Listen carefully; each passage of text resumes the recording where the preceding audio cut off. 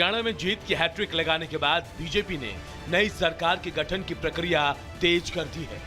BJP ने हरियाणा में party विधायक दल के नेता का चुनाव करने के लिए केंद्रीय गृह मंत्री अमित शाह और मध्य प्रदेश के मुख्यमंत्री मोहन यादव को हरियाणा राज्य का पर्यवेक्षक नियुक्त किया है।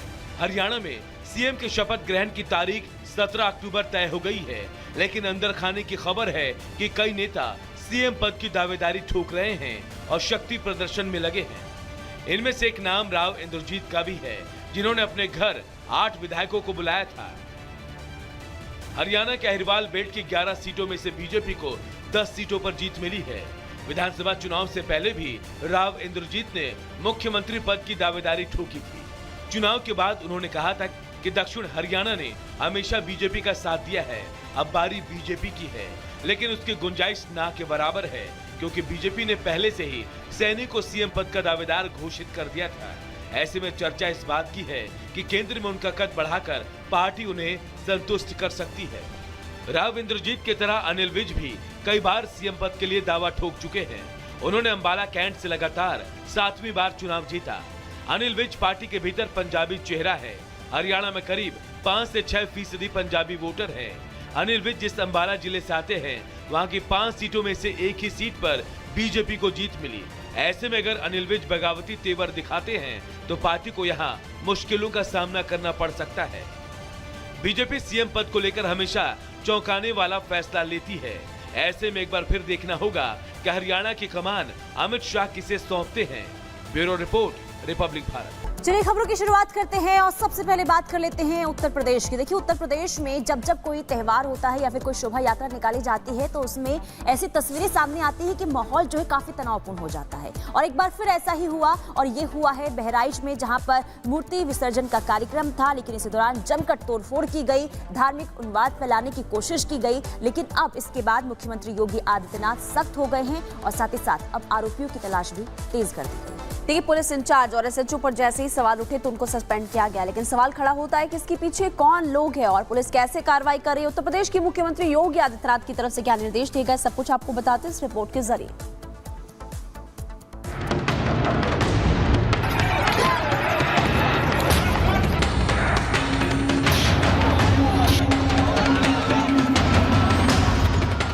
एक बार फिर मूर्ति विसर्जन पर बवाल।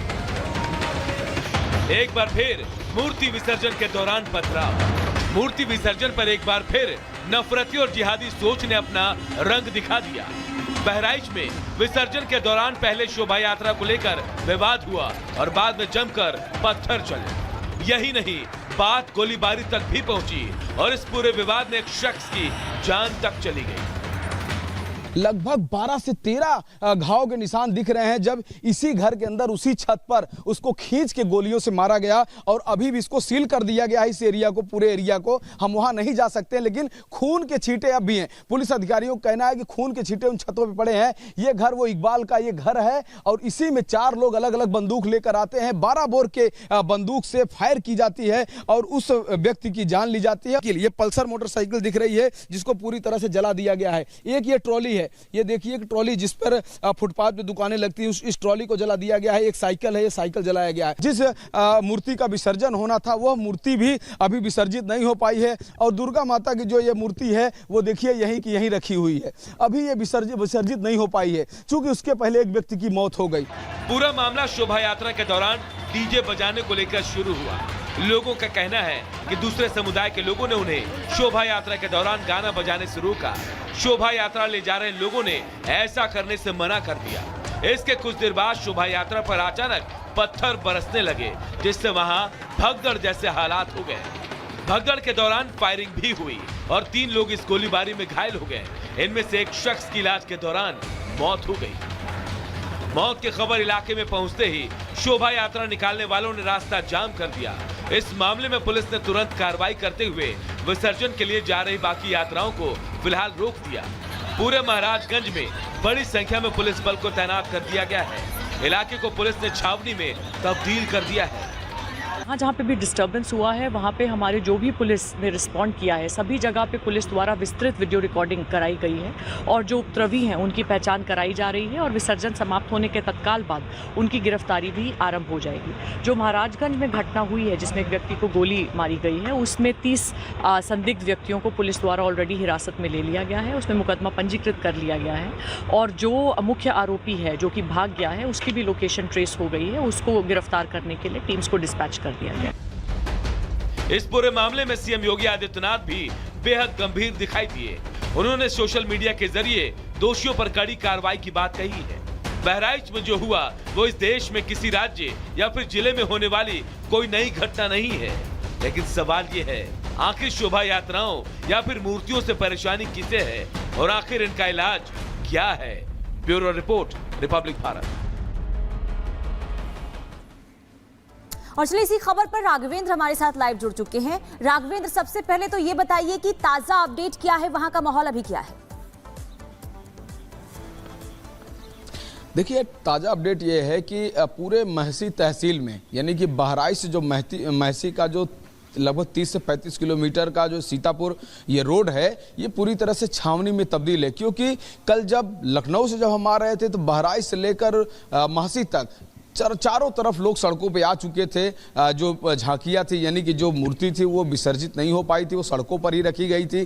तमाम तरह की जो गाड़ी, बस और ट्रक सब सड़कों पर ही थे, चक्का जाम भी था, तो बहुत सारी स्थिति खराब थी। ऐसे में पुलिस ने पूरे इस माहौल को संभाल लिया था। पुलिस चप्पे चप्पे पर लगी हुई थी और आज भी पुलिस लगी हुई है। अब चारों तरफ से, चूंकि और भी अगल बगल के जिलों से पुलिस आ चुकी है, बलरामपुर की पुलिस आ गई है, गोंडा की पुलिस आ गई है और लखनऊ से भी तमाम अधिकारी लोग यहां पर मूव कर गए हैं, इधर रात में यही स्टे किए हैं। तो जो स्थिति है, चूंकि एक व्यक्ति की बेदर्दी से मौत हुई है, 20 वर्ष का युवक था और लगभग आधे दर्जन लोग घायल हैं इस पूरे मामले में। दुर्गा माता का वो निकल रहा था, चूंकि जैसे कि होता है 9 दिन मूर्ति रहती है और 10।